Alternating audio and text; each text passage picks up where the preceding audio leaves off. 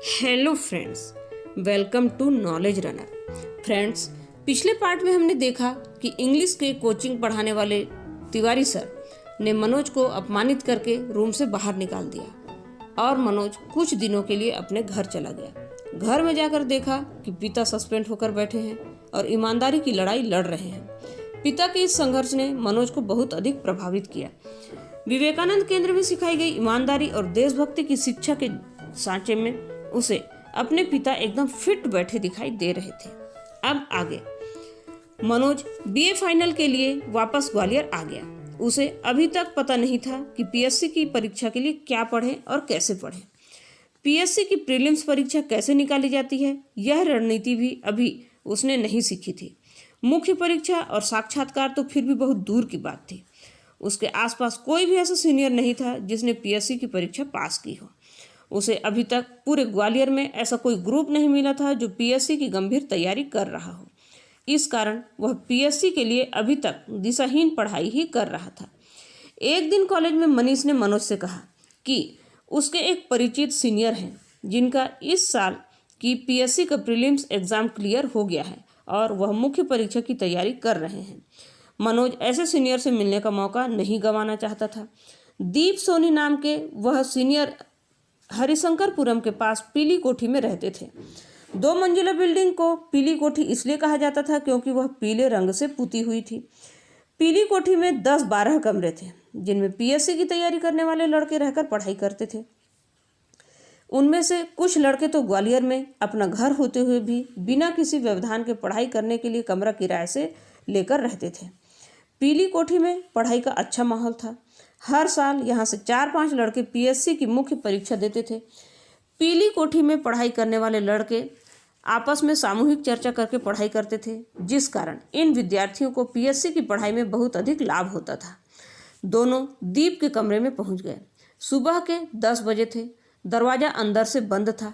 मनीष ने दरवाज़ा खटखटाने के लिए हाथ बढ़ाया। अचानक उसकी नज़र दरवाजे पर चिपकी एक स्लिप पर पड़ी जिस पर दीप का टाइम टेबल लिखा था।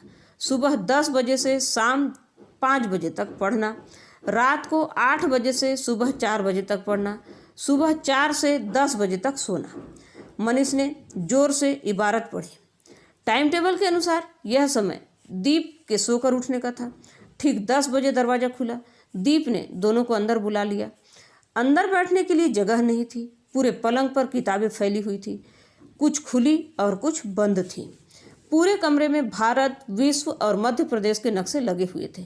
कमरे में कुछ नोट्स भी चिपके हुए थे जिसमें संविधान के मूल अधिकार, इतिहास के राजाओं के शासनकाल, विभिन्न विटामिन की कमी से होने वाली बीमारी की जानकारियाँ लिखी हुई थी। किताबों की इम्पोर्टेंट पंक्तियाँ पीले, ऑरेंज और नीले रंगों से अंडरलाइन की हुई थी। किताबें रंगीन इंद्रधनुष की तरह चमक रही थी। दोनों लोग किताबें, कॉपी, रजिस्टर, पेन, पेंसिल सरकाकर पलंग के किनारों पर बैठ गए। दीप के कमरे का माहौल और उसकी मेहनत देखकर मनोज आश्चर्यचकित रह गया। इतनी खतरनाक पढ़ाई उसने पहले कभी किसी को नहीं देखी थी। अपनी अब तक की पढ़ाई दीप की फैली हुई किताबों के सामने मनोज को बौनी लग रही थी। मनोज ने पूछा, आपके पीएससी में क्या विषय हैं? केमिस्ट्री और हिस्ट्री, दीप ने जवाब दिया। मनोज का भी एक विषय हिस्ट्री था। मनोज द्वारा दीप से प्रीलिम्स परीक्षा के लिए इतिहास की किताबों के नाम पूछने पर उन्होंने 8-10 किताबों के नाम लिखा दिए। मनोज के पूछने पर पढ़ाई करने की रणनीति के बारे में दीप ने बताया, यदि सेलेक्ट होना है तो रोज़ 18-18 घंटे पढ़ाई करनी पड़ेगी। सोना, खाना पीना सब भूलना पड़ेगा। दोस्ती यारी, घूमना फिरना, फिल्में, तमाशे, शादी विवाह, रिश्तेदारी सबसे दूर रहना पड़ेगा। मेरा घर पास में ही है पर मैं घर पर न रहकर यहाँ किराए से कमरा लेकर पढ़ रहा हूँ। दीप ने पीएससी के लिए तपस्या करने का भयावह चित्र खींच दिया। पीएससी की पढ़ाई करने का क्या तरीका है? मनोज ने पीएससी की तैयारी के रहस्य को जानना चाहा। बस पढ़ते रहो, बिना थके, बिना रुके, लगातार। असफल होने के बावजूद भी धैर्य के साथ पढ़ते रहो। ये किताबें मैंने कम से कम 20-20 बार पढ़ ली है। दीप ने पलंग पर खुली रखी रंग बिरंगी हाईलाइट की हुई किताबों की ओर इशारा करते हुए कहा। मनोज इस चित्रण से घबरा गया। उसने पूछा, कितने साल की तैयारी के बाद डिप्टी कलेक्टर बन सकते हैं? दीप ने उसकी शक्ल देखी और हंसते हुए कहा, मेहनत करोगे तो 1 साल में, मनोज दीप की पढ़ाई देखकर अभिभूत हो रहा था, पर उसके मन की शंकाएं अभी खत्म नहीं हुई थी। आपने 12th मैथ से किया था क्या? कितने % आए थे आपके?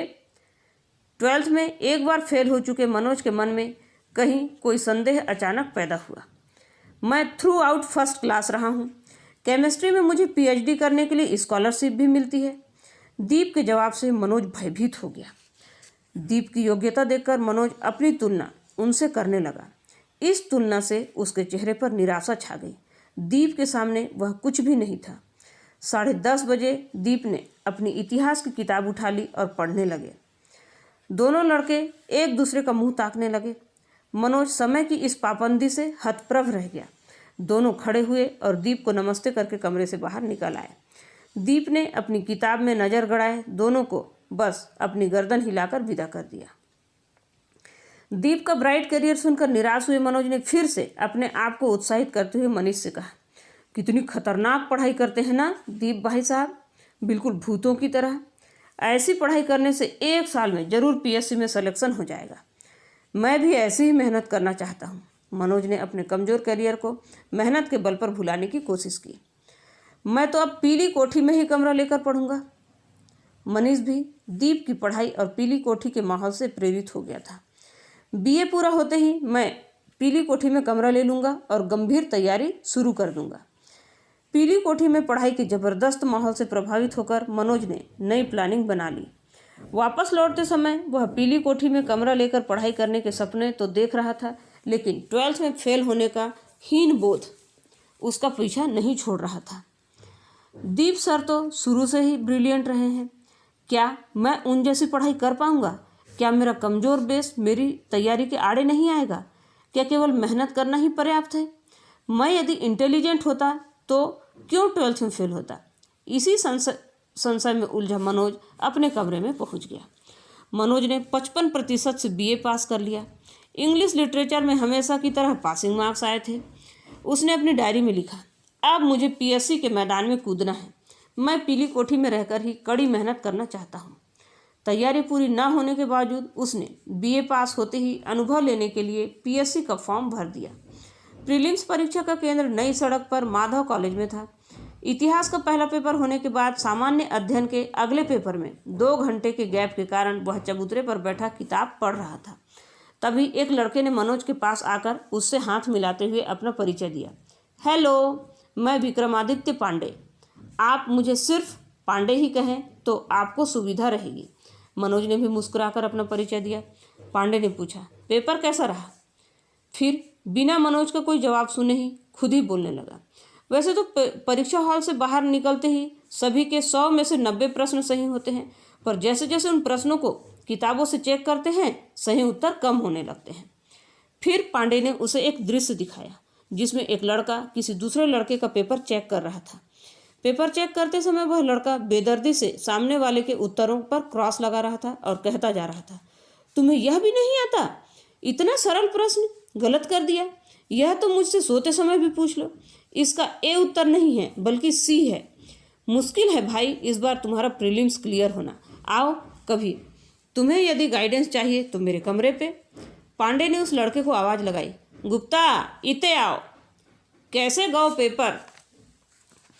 गुप्ता बुंदेलखंड का था, इसलिए पांडे ने उससे बुंदेलखंडी में बात की। गुप्ता आत्मविश्वास से भरा हुआ था। उसका यह आत्मविश्वास पिछले साल प्रीलिम्स पास करने के कारण अधिक था। बहुत बढ़िया गाओ धांसू, जो समझो कि फाड़ दो। गुप्ता ने मनोज से हाथ मिलाते हुए कहा, मैं मोहन गुप्ता। पिछली बार मेरी प्रीलिम्स क्लियर हो गई थी। वो तो कुछ नंबरों से मेंस रह गई, नहीं तो आज मैं कहीं का डिप्टी कलेक्टर होता। गुप्ता का बड़बोलापन पांडे को अच्छा नहीं लगा। उसने पूछा, पुरानी कहानी छोड़ो गुप्ता, आज के पेपर के बारे में बताओ। 100 में से 90 सही हैं, 10 आउट में हैं, गुप्ता ने जोश में कहा। पांडे ने गुप्ता के हाथ से उसका पेपर लेकर उसे जांचते हुए कहना शुरू किया, गुप्त वंश की स्थापना चंद्रगुप्त प्रथम ने नहीं की थी, श्री गुप्त ने की थी। ये गलत हो गया, तुम सही मान रहे थे।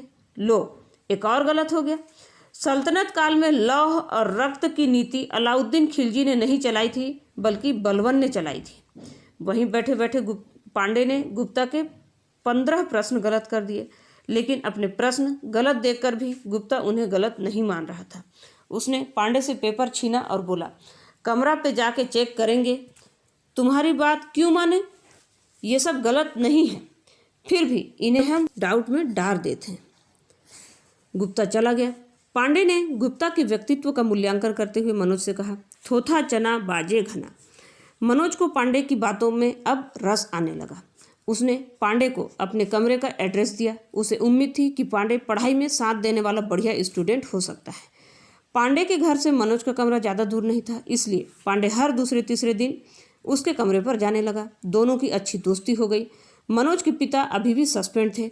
उस पर उन्होंने कंगाली में आटा गीला कर दिया।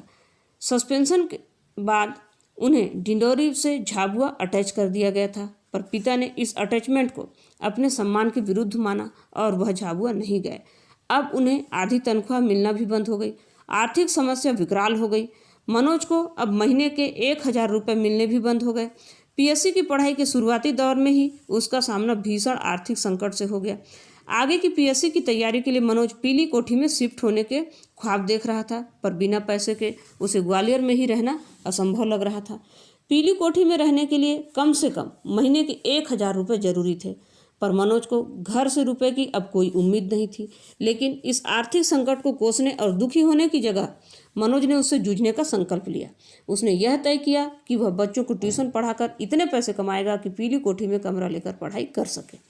एक दिन पांडे मनोज के कमरे पर आया। पिता के सस्पेंशन और बढ़ते आर्थिक संकट से चिंतित मनोज ने पांडे को अपने पिता के संघर्ष और उनके सस्पेंशन की कहानी सुनाई। कहानी सुनते समय वह अपने पिता को एक हीरो के तौर पर प्रस्तुत कर रहा था। उसे उम्मीद थी कि पांडे उसके पिता की महानता की प्रशंसा करेगा और ऐसे महान पिता के पुत्र होने के नाते उसका सम्मान पांडे की नज़र में बढ़ जाएगा। पर पांडे ने पूरी कहानी सुनकर कहा, आपके पिता अपने अहंकार में आपका जीवन नष्ट कर रहे हैं। उन्हें अपने परिवार और बच्चों को छोड़कर सबकी चिंता है। वे दूसरों को घटिया और खुद को श्रेष्ठ मानने वाले भ्रमित व्यक्ति हैं। मेरा विचार है कि आपको उनसे मदद की कोई उम्मीद नहीं करना चाहिए। उम्मीद के विपरीत पांडे द्वारा किया गया पिता का चरित्र चित्रण मनोज को पसंद नहीं आया। उसने पांडे से कहा, पांडे, तुम अभी भी नहीं जानते कि ईमानदारी के रास्ते में कितने संकट आते हैं। मेरे पिता खरा सोना है, एकदम ईमानदार। उसकी बात सुनकर पांडे के चेहरे पर व्यंग्यात्मक हंसी तैर गई, पर उसने मनोज से कुछ नहीं कहा। अगले दिन मनोज ने पास की रतन कॉलोनी में एक एक घर खटखटाकर घंटी बजाकर ट्यूशन के बारे में पूछने लगा। 3-4 महिलाओं ने मना कर दिया कि उनके घर में बच्चे नहीं हैं। एक महिला ने कहा कि उसका बच्चा क्लास 10th में है, उसे केवल गणित और फिजिक्स के टीचर की ज़रूरत है। गणित और फिजिक्स मनोज के बस की बात नहीं थी। एक महिला ने कहा कि उसके बच्चे 7th क्लास में हैं, पर वे इंग्लिश मीडियम के विद्यार्थी हैं। वह पूरा सिलेबस इंग्लिश मीडियम में नहीं पढ़ा सकता था। कई दिनों तक घर घर जाकर ट्यूशन मांगने के बावजूद उसे एक भी ट्यूशन नहीं मिला। मनोज को अब अपने ऊपर गुस्सा आने लगा। उसे अपनी क्षमताओं पर ही संदेह होने लगा। उसने अपनी डायरी में लिखा, मैं खुद को इतना होशियार मानता था, पर आज समझ आ गया कि मैं कितना अयोग्य हूँ। मुझे कोई हक नहीं है इतने बड़े सपने देखने का। मैं व्यर्थ ही दीप सर के बराबर अपने आप को मान रहा था।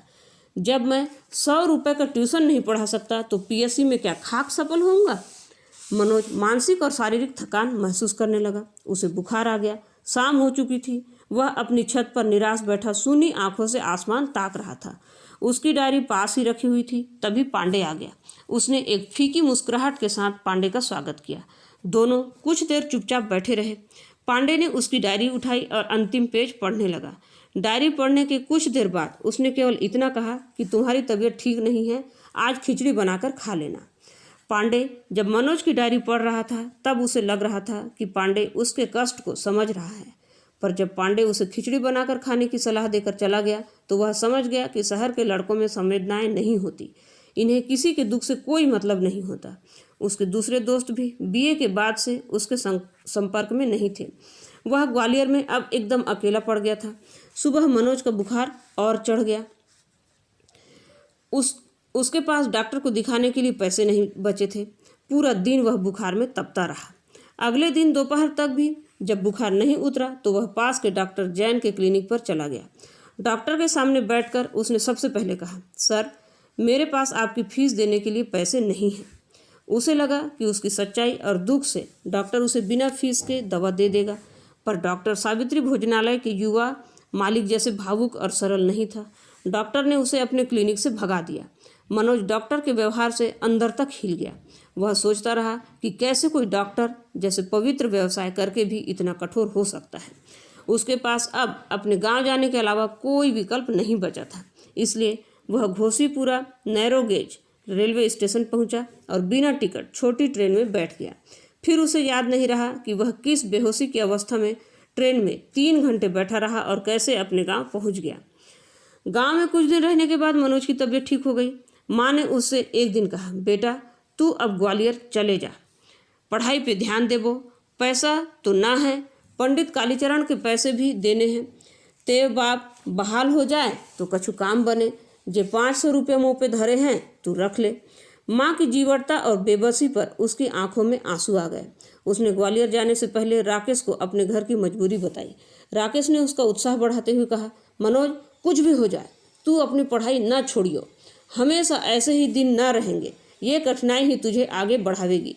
मनोज के मन में राकेश के प्रति अचानक प्यार फूट पड़ा। उसने महसूस किया कि राकेश में और शहर के दोस्तों में कितना अंतर है।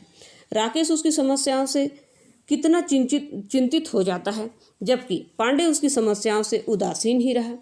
इतना सोचकर उसने राकेश को गले लगा लिया। इस बार मनोज यह संकल्प लेकर ग्वालियर आया कि चाहे कुछ भी हो जाए वह जरूर कोई नौकरी ढूंढेगा और पीली कोठी में कमरा लेकर बहुत पढ़ाई करेगा, जिससे अगले साल की तैयारी के बाद ही पीएससी में फाइनल सिलेक्शन हो जाए। मनोज को ग्वालियर आए हुए 2 दिन हो गए। इस बार उसने कुछ प्राइवेट स्कूलों में नौकरी ढूंढी, पर कहीं भी उसे नौकरी नहीं मिली। बिना पैसे के वह आगे ग्वालियर में पीएससी की तैयारी कैसे करेगा, उसे समझ में नहीं आ रहा था। शाम को पांडे उसके कमरे पर आया। उसने आते ही मनोज से कहा, चलो तैयार हो जाओ, तुम्हारे लिए एक नौकरी ढूंढ ली है। मनोज जिस चिंता में डूबा हुआ था उसे पांडे एक झटके में खत्म कर दिया। ऐसी उम्मीद उसे नहीं थी, लेकिन पांडे ने उसकी उम्मीद से उलट काम किया। दोनों अपनी अपनी साइकिल से जीवाजीगंज में पीजीवी कॉलेज के गली की ओर चल दिए। एक मकान के सामने दोनों ने दीवार से अपनी साइकिल टिका दी। दरवाजे पर लगी नेम प्लेट पर लिखा था रजनीश त्यागी। मनोज को याद आया कि ये तो विवेकानंद केंद्र के त्यागी जी हैं। त्यागी जी से केंद्र में वह बहुत प्रभावित हुआ था। त्यागी जी सफ़ेद धोती कुर्ता पहने अपने पलंग पर बैठे हुए थे। जोरदार ठहाका लगाते हुए उन्होंने कहा, आहा आइए आइए। मनोज को देखकर त्यागी जी ने कहा, आप तो विवेकानंद केंद्र के युवा प्रेरणा शिविर में रह रहे थे ना। मनोज को संतुष्टि मिली कि उसे त्यागी जी ने पहचान लिया है। त्यागी जी ने पांडे से कहा, यह तो बड़ा तेजस्वी युवक है। केंद्र के शिविर में इन्हें सर्वश्रेष्ठ प्रतिभागी का पुरस्कार मिला था। त्यागी जी के मुंह से अपनी तारीफ सुनकर मनोज के चेहरे पर मुस्कान तैर गई। पर पांडे ने त्यागी जी से कहा, इन्हीं तेजस्वी युवक के लिए नौकरी चाहिए। इनके पिता इनसे भी ज़्यादा तेजस्वी हैं। वे दुनिया को बदलने का महान काम कर रहे हैं, इसलिए परिवार पर ध्यान नहीं दे पाते। तेजस्वियों के परिवार से आते हैं मनोज जी। त्यागी जी पांडे का व्यंग सुनकर जोरदार ठहाका लगाते हुए बोले, तेजस्वी तो तुम भी कम नहीं हो पांडे, हा हा हा। मनोज ने महसूस किया कि त्यागी जी के आसपास कितना खुशनुमा और आनंद से भरा हुआ वातावरण रहता है। दुख और तनाव तो जैसे त्यागी जी के सामने ठहर ही नहीं पाते, केवल हंसी ठहाकों का माहौल ही रहता है। नौकरी क्या है, साहित्य सभा की लाइब्रेरी संभालना है, दौलतगंज में है। सुबह शाम 2-2 घंटे, 300 रुपये मिलेंगे। मनोज चाहें तो लाइब्रेरी में ही रह सकते हैं, त्यागी जी ने कहा। मनोज को त्यागी जी का प्रस्ताव सुनकर लगा कि उसकी उम्मीदों में फिर से जान आ गई है। यद्यपि वह 300 रुपये में पीली कोठी में रहकर पढ़ाई नहीं कर सकता था, इसलिए उसे अपने पैर ग्वालियर में जमाने का मौका मिल गया। लाइब्रेरी में रहने और नौकरी करने से उसे पीएससी की पढ़ाई छोड़कर गांव वापस नहीं जाना पड़ेगा। डूबते को तिनके का सहारा मिल गया। त्यागी जी ने मनोज से पूछा, तुम्हारा बीए का रिजल्ट कैसा रहा? त्यागी जी के प्रश्न से मनोज अचानक अपने विचारों से बाहर आया। उसे त्यागी जी के सामने अपने आप को योग्य सिद्ध करने का मौका मिल गया। उसने ब्रेड का टुकड़ा मुंह में रखते हुए त्यागी जी से कहा, अच्छा रहा सर, 62% आए हैं।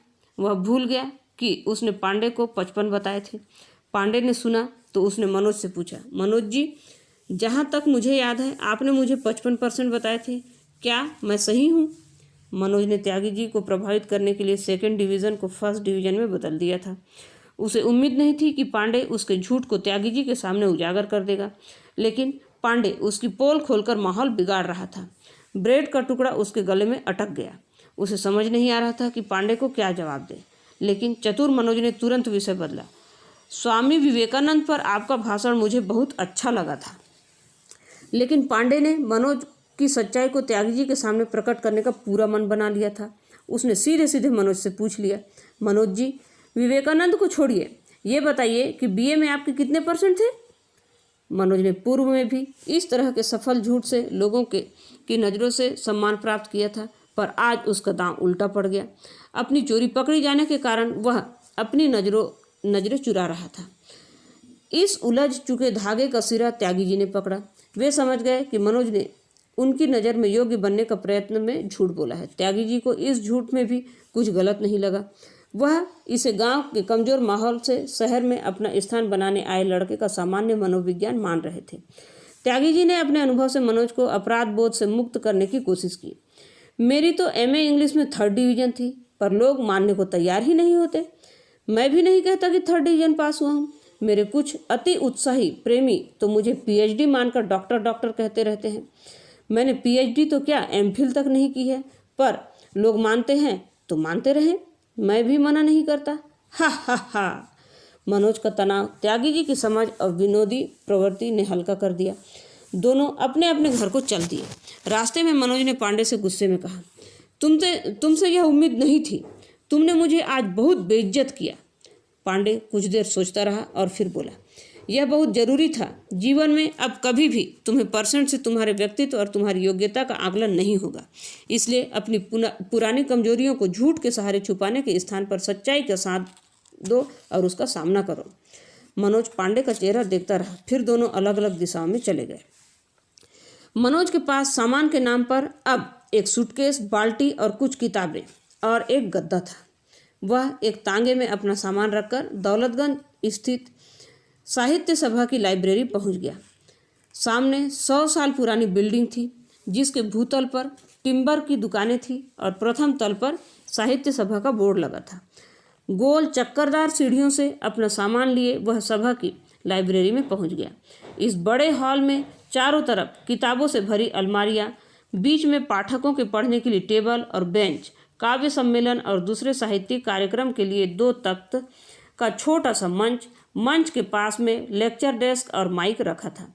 लाइब्रेरी की दीवारों पर देश के तमाम बड़े साहित्यकारों और महापुरुषों की तस्वीरें लगी हुई थी। मनोज ने रात को सोने के लिए मंच को ही अपना बिस्तर बना लिया। सुबह शाम 2 घंटे लाइब्रेरी में लोग किताब पढ़ने आते थे। बाकी समय वह लाइब्रेरी में अकेला ही रहता। इस अकेलेपन को दूर करने का काम उसके लिए लाइब्रेरी की किताबें करती थी। उसने लाइब्रेरी की किताबें पढ़नी शुरू कर दी। उसने Abraham Lincoln, Thomas Alva Edison, Everest पर चढ़ने वाले तेंजिंग नार्वे जैसे कई जुझारू लोगों का जीवनियाँ पढ़ डाली। अब्राहम लिंकन के गरीबी के दिनों के संघर्ष ने उसे बहुत प्रभावित किया, यहाँ तक कि उसने लिंकन को अपना हीरो मानते हुए उन जैसा दिखने के उद्देश्य से अपनी पतली दाढ़ी न कटवाने का फैसला ले लिया। मनोज ने अपनी तनख्वाह से 300 रुपये भोजनालय में जमा कर दिए। उसके रहने, खाने और पढ़ने का इंतजाम हो गया। महीने में 2 बार शाम को लाइब्रेरी में काव्य गोष्ठी होती, जिसमें शहर के कवि, साहित्यकार इकट्ठा होते। सामाजिक साहित्यिक विषय पर परिचर्चा का आयोजन भी होता। मनोज को इन आयोजनों की जिम्मेदारी भी निभानी होती थी। फर्श बिछाने और माइक लगाने जैसे काम भी उसे ही करने पड़ते थे। मनोज ध्यान से विद्वानों के भाषण सुनता रहता। उसकी इच्छा होती कि वह भी मंच में जाकर भाषण दे और अपनी लिखी हुई कविता सुनाए, पर मनोज को मौका ही नहीं मिलता था। उसे मंच पर खड़े होकर बोलना एक अद्भुत और दैवी काम लगता था। जब सभा का कार्यक्रम समाप्त हो जाता और सभा में कोई भी नहीं होता, तब मनोज माइक चालू करके भाषण देने का अकेले अभ्यास करता रहता। अपने विचार उस विषय पर देता जो कुछ देर पहले परिचर्चा में विद्वानों ने उठाए थे। खाली हॉल में उसे सुनने वाला कोई नहीं होता, पर वह कल्पना करता कि सामने श्रोता बैठे हैं। इस तरह वह अपना ज्ञान बढ़ाने और बोलने का अभ्यास करता रहता। एक रात काव्य सम्मेलन के बाद एक कवि लाइब्रेरी में ही रुक गए। कवि की बस सुबह थी। सुबह कवि ने नहाने के बाद मनोज से कहा, क्या आपके पास बालों में लगाने के लिए तेल मिलेगा? तेल नहीं है, मनोज ने संकोच से कहा। कवि निराश हुए पर उन्होंने उम्मीद नहीं छोड़ी। कोई बात नहीं, कंघा ही दे दो, बिना तेल के ही बाल बना लूँगा। मनोज के पास कंघा भी नहीं था। उसने फिर से संकोच से कहा, कंघा भी नहीं है। पर कवि ने हार नहीं मानी। उन्होंने अपनी फरमाइश को बदलकर फिर से कहा, कैसे लड़के हो भाई तुम, चलो शीशा ही दे दो, अपनी शक्ल ही देख लूँ एक बार। शीशा भी नहीं है, मनोज ने फिर से वही उत्तर दिया। कवि को अब मनोज को देखकर आश्चर्य हो रहा था। उसने मनोज के उम्र के कई लड़के देखे थे जो सुंदर दिखने और फैशन करने के दीवाने रहते थे। कवि ने कहा, जिस उम्र में लड़के नए नए फैशन करते हैं उस उम्र में तुम यह तपस्या क्यों कर रहे हो? मैं पीएससी की तैयारी कर रहा हूँ, पढ़ाई के खर्च के लिए यहाँ नौकरी करता हूँ, तेल कंघे की जरूरत ही नहीं पड़ती। 1 साल से तो मैं अपनी शक्ल ही आईने में नहीं देखी। एक छुपा हुआ गर्व उसकी आवाज़ में झलक आया था। अपनी बात पूरी करके उसने कवि का थैला उठा लिया और उन्होंने टेम्पो में बिठाने जाने लगा। कवि ने टेम्पो में बैठते हुए मनोज को आशीर्वाद दिया, तुम जरूर सफल हो जाओगे बेटा। वापस जाते कवि की आंखें गीली थी, उसमें कोई सरल कविता झिलमिला रही थी। 3-4 महीने मनोज को लाइब्रेरी में रहते हो गए, लेकिन उसका कोई भी दोस्त हालचाल जानने नहीं आया। यहाँ तक कि पांडे भी 1-2 बार ही उससे मिलने आया था। मनोज महसूस करने लगा कि उसका इस पूरे ग्वालियर में कोई नहीं है, उसे अकेले ही रहना है। यह बिल्डिंग उसे भूथा अकेलेपन का एहसास कराती। इस अकेलेपन से बचने के लिए उसके पास किताबों के अलावा और कोई सहारा नहीं था। एक दिन वह लाइब्रेरी में मैक्सिम गोर्की का उपन्यास माँ पढ़ रहा था। उपन्यास के नायक पावेल की माँ के संघर्ष और जिजीविषा को देखकर उसकी आंखें भर आई। वह पावेल की माँ में अपनी माँ की कल्पना करने लगा। उसकी माँ भी तो लगातार जूझ रही है। हर मुसीबत में माँ ही तो है जो उसे ग्वालियर में टिके रहने की ताकत देती है। मनोज उपन्यास पढ़ ही रहा था कि उसके माता पिता उससे मिलने लाइब्रेरी में आ गए। उसने अधूरा उपन्यास बंद किया। माँ उसका रहन सहन देखकर समझ गई कि बेटा कष्ट में रह रहा है। माँ प्यार से उसके सर पर हाथ फेरने लगी। पिता के पास कहने और समझने के लिए कुछ भी नहीं था, इसलिए वे हॉल में लगी हुई साहित्यकारों और महापुरुषों की तस्वीरें देखने लगे। ज़्यादातर चेहरे उन्हें अपरिचित ही लगे, लेकिन बातचीत के लिए पिता को विषय मिल गया। इसके पहले कि मनोज उसकी नौकरी और सस्पेंशन की बहाली पर प्रश्न पूछे, उन्होंने उससे एक तस्वीर की तरफ इशारा करते हुए पूछा, यह कौन है? मुक्तिबोध, मनोज ने उत्तर दिया। मतलब? पिता ने पूछा। पिता की सरल अज्ञानता पर उसने मुस्कुराते हुए उत्तर दिया, इनका नाम है मुक्तिबोध। कवि हैं, बहुत अच्छी कविताएं लिखते हैं। मोए तो वो मुंशी ठीक लागतो। मैंने पढ़ी थी स्कूल में कहानी बूढ़ी डुकरिया वाली। पिता ने मुंशी प्रेमचंद के कथा संसार के बारे में अपनी राय व्यक्त की। माँ ने पिता को व्यर्थ की बातों में उलझा हुआ देखा तो नाराज हो गई। तुम देख रहे हो मोड़ा कैसे रह रहो है, कैसे कमजोर हो गए हो। अब तो नौकरी ठीकते कर लो, कर्जा सिर पर चढ़ो है। पिता को इस साहित्यिक चर्चा के बीच में माँ का आर्थिक हस्तक्षेप पसंद नहीं आया। उन्होंने चिढ़ते हुए माँ से कहा, तू कछु न जानती, अनपढ़। जे देख कितनी किताबें रखी हैं, पढ़वे की कमी ना है। ज्ञान और पुस्तकों के महत्व को पिता ने अपनी अनपढ़ स्त्री को समझाया। जब कुछ देर लाइब्रेरी में मौन बना रहा तब पिता ने अपनी नौकरी का रहस्य खोला। अब तो मैं हाईकोर्ट ते ही उम्मीद है, मैं बहाली हाईकोर्ट में ही करूँगा। मैंने फैसला ले लियो है कि डिप्टी डायरेक्टर के कारनामों की जांच के लिए आमरण अनशन करेंगे। पिता ने शासकीय खेमे में नए मोर्चे खोलने की जानकारी मनोज को दे दी। वह पिता के आमरण अनशन की बात सुनकर घबरा गया।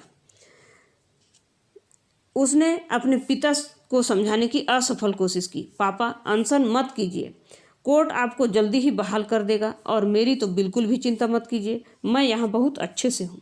उसने अपनी जिम्मेदारी की चिंता से पिता को मुक्त करना चाहा, पर पिता ने जिद नहीं छोड़ी। जब तक डिप्टी डायरेक्टर को ठिकाने नहीं लगा देंगे मैं चैन से नहीं बैठेंगे। पिता ने अपनी बात कहकर मंच पर बैठे बैठे लाइब्रेरी के बड़े से हॉल को निहारा। महापुरुषों की तस्वीरें देखकर पिता के भीतर कुछ हलचल हुई। फिर पिता ने अपनी रीढ़ की हड्डी सीधी की और कुछ बोलने के लिए तनकर बैठ गए। मंच पर बैठे पिता मनोज से कहने लगे, आज इस देश की सबसे बड़ी समस्या है बेईमानी। सभी स्वार्थी हो गए हैं, सबको अपनी फिक्र है, देश की फिक्र किसी को नहीं है। मनोज पिता की बात सुनकर कहता, उससे पहले ही माँ बोल पड़ी, शर्म ना आओ तो तुम्हें, फालतू बात कर रहे हो? घर सुधार न सकत, देश की चिंता कर रहे हो। मोड़ा ने 3-4 साल से नई बुस्कट न खरीदी। खाबे पीबे को कछु ठिकानो न है। अब तो सुधर जाओ, अब घर बर्बाद होबे देर न लगेगी। पिता को अपने ओजस्वी भाषण की ऐसी प्रतिक्रिया देखकर कष्ट हुआ। उन्होंने माँ से कहा, तू जीभ न चलावे, नए कपड़ा से कछु ना होत। ईमानदार आदमी पुराने कपड़ा पहन के भी अलग ही चमकतो है, और खा पी तो जानवर भी रहे हो। आदमी तो वो है जो भले ही भूखे रहे पर अपनी आत्मा जिंदा रखे। अब तू का जाने देश की समस्या, तुझे समझानो तो भैंस के आगे बीन बजाने जैसो है। माँ ने चिढ़कर पिता से कहा, मोए ना पतो देश की समस्या, पर तुम्हें भी एक बात ना पतो। माँ की बात सुनकर पिता को आश्चर्य हुआ कि उनसे पता करने में कौन सी बात रह गई है। पिता ने पूछा, मोए का ना पतो? मोए तो सब पतो है, यही कि तुम पागल हो गए हो। माँ ने पिता से कहा। अब पिता की वापसी का समय हो रहा था। उन्होंने माँ की बात को अनसुना करते हुए कहा, चुप कर, देर हो रही है, चल, नहीं तो बस निकल जावेगी। मनोज माता पिता को नीचे टेम्पो में बिठाने चला गया।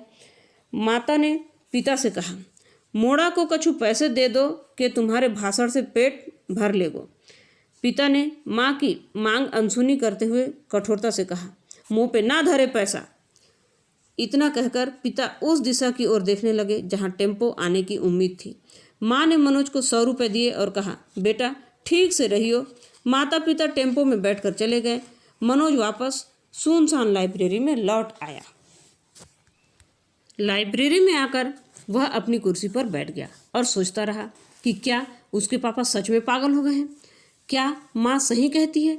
पिता हमेशा देश, ईमानदारी, गरीबों की बातें करते रहते हैं। घर की उन्हें बिल्कुल फिक्र नहीं रहती। पागलों की तरह उनका दिमाग एक ही जगह आकर अटक जाता है। इतना सोचकर वह टेबल पर रखी मुक्ति बोध की अंधेरे में कविता जोर जोर से पढ़ने लगा। अब तक क्या किया, जीवन क्या जिया, बहुत बहुत ज्यादा लिया, दिया बहुत बहुत कम, मर गया देश, जीवित रह गए तुम। इतना पढ़कर उसने किताब बंद कर दी। उसकी आंखों के सामने उसके पिता का कठोर और भावहीन चेहरा आ गया। उसने अपनी डायरी उठाई और लिखने लगा, जो घर बार की फिक्र न करके देश की फिक्र करते हैं वह पागल ही तो कहलाते हैं।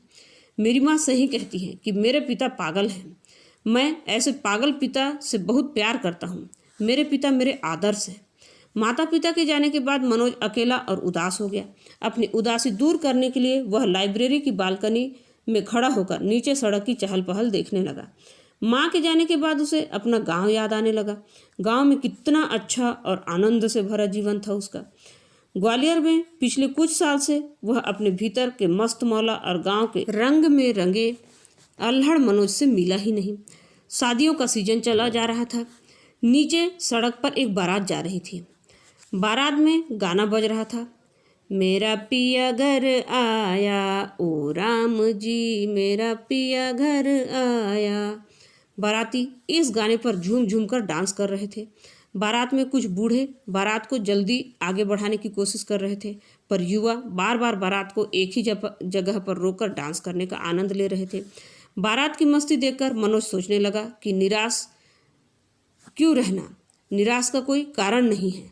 चारों तरफ आनंद के क्षण बिखरे पड़े हैं, बस हमें उन्हें समेट लेना चाहिए।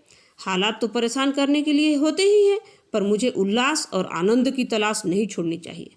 ऐसा सोचकर उसने लाइब्रेरी का गेट बंद किया और चप्पल पहनकर लगभग दौड़ता हुआ नीचे पहुंच गया। अभी भी मेरा पिया घर आया, ओ राम जी वाला गाना चल रहा था, पर शायद बूढ़ों को लड़की वाले के दरवाजे पर पहुंचने की जल्दी थी, इसलिए वह बारात को जल्दी जल्दी आगे बढ़ाने लगे। मनोज ने जब वहां पहुंचा तो देखा कि बारात आगे बढ़ने लगी है। उसने बारात के बीच में ही पहुंचकर बैंड वाले को आदेश सा दिया, ये काली काली आंखें। बैंड वाला शायद अपने गायन की कला का अभी तक मन भर के प्रदर्शन नहीं कर पाया था, इसलिए मनोज का आदेश पाकर वह तुरंत बाजीगर का फिल्म ये काली काली आंखें, ये गोरे गोरे गाल गाना गाने लगा। बूढ़ों की कुड़कुड़ से हतोत्साहित जवान लड़कों में उसे नया जोश भर दिया। असहाय बूढ़े मिसमिसा कर रह गए। मनोज अपनी आंखों और गालों पर हाथ फेर फेर कर डांस कर रहा था। एक बार फिर बारात अपने रंग में आ गई। किसी बाराती को पता ही नहीं चला कि यह जोशीला डांसर बिन बुलाए मेहमान है। 15 मिनट लगातार डांस करने के बाद मनोज पसीने से तरबतर हो गया। बारात आगे बढ़ गई। एक दिन लाइब्रेरी के मैनेजर हुकुमचंद जी ने मनोज से कहा कि हॉल की पुताई करनी है, इसलिए पुरानी रद्दी निकालकर कबाड़ी वाले को बेच देना। मनोज ने रद्दी निकालकर 5,000 रुपये में बेच दी। हुकुमचंद जी ने हिसाब मांगा तो उसने पूरा हिसाब रख दिया। हुकुमचंद जी ने उसे भेदती हुई नज़र से देखा और कहा, पिछले साल 7,000 की रद्दी बिकी थी, इस साल केवल 5,000 की ही, कैसे? हुकुमचंद इस प्रश्न से मनोज की ईमानदारी पर संदेह व्यक्त कर रहे थे। उनकी नज़र में 300 रुपये कमाने वाले के लिए 2,000 रुपये की हेराफेरी करना बहुत लाभ का सौदा है। मनोज ने कहा, सर इतने की ही रद्दी निकली थी। मैंने 7 कबाड़ियों वालों से संपर्क किया, जिसने रद्दी के सबसे अधिक दाम लगाए उसी को बेचा है। लेकिन हुकुमचंद का अविश्वास बढ़ता जा रहा था। हुकुमचंद ने अपने अविश्वास को प्रकट कर मनोज पर सबसे गहरी चोट की। उन्होंने कहा, मनोज तुम तो युवक हो, त्यागी जी तुम पर भरोसा करते हैं, तुमसे यह उम्मीद नहीं थी। ईमानदारी मनोज का सबसे बड़ा संकल्प था, जिसे हुकुमचंद ने छिन्न भिन्न कर उसे बेईमान सिद्ध कर दिया। यह निराधार आरोप सुनकर मनोज भयानक कड़वाहट से भर गया। उसकी इच्छा हो रही थी कि कोई कड़वा जवाब हुकुमचंद जी को दे दे, पर वह कुछ नहीं कह सका। वह बिना कुछ कहे लाइब्रेरी से नीचे चला गया। मनोज ने तय किया कि जहाँ उसकी ईमानदारी का कोई कद्र नहीं है वहाँ वह काम नहीं करेगा। पर अगले ही पल उसके मन में विचार आया कि वह जाएगा कहाँ, रहेगा कहाँ, पढ़ेगा कहाँ, पढ़ाई के लिए पैसा कहाँ से आएगा। उसके मन में यही ऊहापोह बनी रही। शाम को वह लाइब्रेरी में अपनी कुर्सी पर बैठा हुआ था। उसके सामने इतिहास की आधुनिक भारत किताब खुली हुई रखी थी, पर उसका मन पढ़ाई में नहीं लग रहा था। उसके मन को हुकुमचंद जी के आरोप ने परेशान कर दिया था। अचानक उसने महसूस किया कि उसके सामने रखा मटका हिल रहा है। लाइब्रेरी की छत पर लगा पंखा चलते चलते अचानक कुछ अधिक तेजी से हिलने लगा। उसे लगा कि दीवार भी हिल रही है। फिर उसे नीचे सड़क से आवाज़ आने सुनाई दी, भूकंप आ गया, भूकंप आ गया। पुरानी जर्जर इमारतें कुछ सेकंड थर्राकर थम गई। मनोज भागकर नीचे चला गया। मार्केट के कई दुकानदार भी घबराकर सड़क पर आ गए थे। सभी लोग भूकंप के डर से सहम गए थे। जब दोबारा भूकंप नहीं आया तो लोगों ने राहत की सांस ली, लेकिन किसी ने आशंका प्रकट कर दी कि रात को भूकंप आ सकता है। मनोज को बिल्डिंग में जाने से डर लग रहा था। वह शाम से रात 12 बजे तक सड़क पर अकेला भटकता रहा। फिर वह सड़क के किनारे बनी एक फर्नीचर की दुकान के बाहर बैठा बैठा सोचने लगा, आज यह बिल्डिंग गिर जाती तो मैं उसमें दबकर मर जाता, तो किसी को क्या फ़र्क पड़ता। इस शहर में कौन मुझे ढूंढता, कोई नहीं। कौन अपने 4 वर्ष ग्वालियर की इन सड़कों पर भटकते हुए बिता दिए। क्या पाया मैंने? ईमानदारी से काम करने के बावजूद बेईमानी का आरोप। क्या मैं बेईमानी का आरोप लिए हुए मर जाता? किस पीएससी के पीछे मैं पड़ा हूँ जिसका दूर दूर तक कोई अता पता नहीं है। डरा उदास हतोत्साहित मनोज सुनसान सड़कों पर बैठा रहा। उसके पास कोई नहीं था जिससे वह अपने मन का दर्द बांट सके। उसकी निराशा, बेईमानी का झूठा आरोप, भविष्य के प्रति उसकी अनिश्चितता, अभावों का जीवन उसे विचलित कर रहा था। सड़क पर अब पूरी तरह सुनसान छा गई। वह भटकता हुआ पास के राम मंदिर के चौराहे पर चला गया। मंदिर के गेट बंद हो गए थे। वह गेट के पास बनी सीढ़ियों पर बैठ गया। काफ़ी देर तक भगवान राम की मूर्ति को एकटक देखता रहा, जैसे उनसे बात करने की कोशिश कर रहा हो। शायद वह भगवान राम से पूछने आया था, बताओ अब मुझे क्या करना चाहिए, कोई तो दिशा दिखाओ। उसे लग रहा था कि राम उसे देखकर शांत भाव से मुस्कुरा रहे हैं। आश्वस्त कर रही थी मनोज की उनकी मुस्कुराहट। लगभग आधा घंटा वह सीढ़ियों पर बैठा मूर्ति की ओर देखता रहा। खोया रहा वह उन आँखों में। अचानक वह सोचने लगा, मैं भी तो राम की तरह ही एक अंतहीन यात्रा कर रहा हूँ, जिसके पड़ावों पर मिलने वाले दुख तो मुझे सहने ही होंगे। प्रतिभाएं अकारण आगे नहीं बढ़ती, वे बढ़ती हैं अपने पुरुषार्थ से, अपने धैर्य से, अपने समर्पण से, अपनी मेहनत से, अपने त्याग से, अपनी प्रबल इच्छा शक्ति से। पता नहीं कौन सी शक्ति उसने मंदिर की सीढ़ियों पर महसूस की। वह सीढ़ियों पर खड़ा होकर बोलने लगा, मैं किसी भी झूठे अपराध को नहीं सहूँगा, मुझे कोई नहीं हरा सकता। इतना कहकर वह लाइब्रेरी की ओर लगभग दौड़कर भागा। लाइब्रेरी पहुंचकर उसने मंच के पास रखी लेक्चर डेस्क का माइक चालू किया और अंधेरे बंद हॉल में माइक पर जोर जोर से कवि निराला की राम की शक्ति पूजा कविता का पाठ करना शुरू कर दिया। उसकी आवाज़ तेज थी, उसमें घबराहट और कंपन था। वह कविता के एक एक शब्द पर जोर देकर पढ़ने लगा। मैं अमानिसा उगलता गगन घन अंधकार खो रहा दिशा का ज्ञान स्तब्ध है पवन चार अप्रतिहत गरज रहा पीछे अम्बुधि विशाल भूधर ज्यों ध्यान मग्न केवल जलती मसाल। फिर उसने इस पंक्ति की व्याख्या करनी शुरू कर दी। राम पराजित अवस्था में पहुंच गए हैं, निराशा और अंधकार है सब तरफ, पर एक उम्मीद की लौ उनके मन में इस निराशा और पराजित माहौल को भी जला रही है। उसने इस पंक्ति में खुद को ढूंढना शुरू किया। एक मशाल लेकर मेरे भीतर भी उम्मीद के रूप में जल रही है, इसे मैं कभी नहीं बुझने दूंगा, मैं जरूर जीतूंगा। अपने भाषण के अंतिम पंक्तियों तक पहुंचकर मनोज की निराशा भरपूर उत्साह में तब्दील हो गई। वह देर तक काल्पनिक दर्शकों से भरा खाली हॉल देखता रहा। उसने माइक बंद किया, अपनी टेबल पर पहुंचकर टेबल लैंप जलाया, B.A. ग्रोवर की आधुनिक भारत किताब उठाई और सुबह की पहली किरण लाइब्रेरी में पढ़ने तक प्लासी, बक्सर और आंग्ल मराठा संबंध पढ़ता रहा। रात में कोई भूकंप नहीं आया। तो फ्रेंड्स, नेक्स्ट पार्ट में हम देखेंगे कि क्या मनोज लाइब्रेरी छोड़कर कहीं चला जाएगा, त्यागी जी मनोज से क्या कहेंगे, क्या पांडे आगे उसका साथ देगा। फ्रेंड्स, यदि आप इस चैनल में नए हैं तो 12 फेल नॉवेल के सभी पार्ट 1 बाय 1 सही समय में पाने के लिए हमारे इस चैनल को सब्सक्राइब कीजिए। It's humble request. सो मिलते हैं नेक्स्ट पार्ट में, तब तक के लिए take care, bye, thanks for watching.